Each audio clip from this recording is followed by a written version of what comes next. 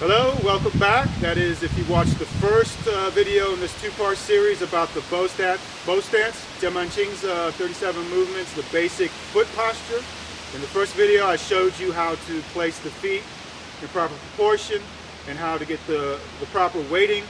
Also, I talked about common mistakes beginners make. So if you haven't watched that video and you want to watch this video and do this video, please go to the first video. The second video talks about adjusting the waist, the head, and tucking the coccyx. Okay, very important. So you need both what is talked about in the first video and also what I'm going to talk about here. So I'm going to turn to the side to demonstrate what we need to do with the waist and the head. So once you get your bow stance weighted like I talked about in the first video,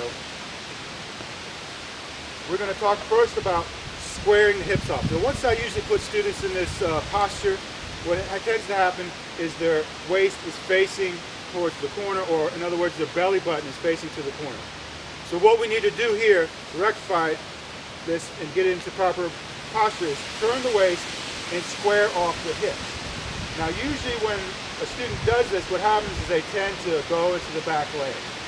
Okay? And then you become 50%, 50-50 weighted in the legs, and you want to avoid that. You want to stay in the front leg while squaring off the hips, which means the belly button is pointing straight forward in the same direction as the front foot or the front toe. Okay? Number two, we want to tuck the tailbone down. Alright?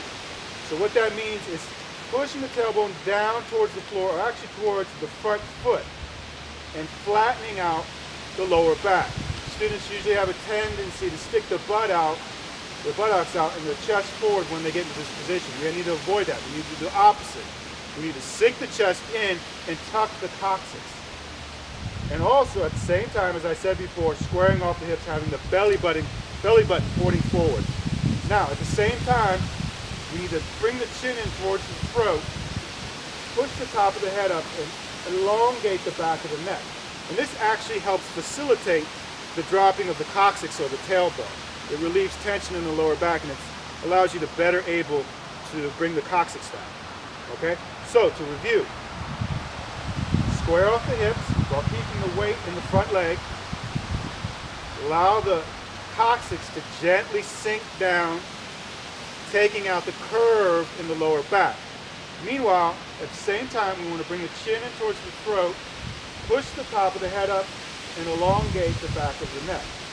All the time paying attention to not letting the weight drain out of the front leg and go to a more even posture in the legs. Remember, we need to stay weighted or substantial in the front leg, 80-20 or 70-30. Okay. Also, pay attention to having the knee over the toe, but not past the toe. So as always, please practice and enjoy Tai Chi.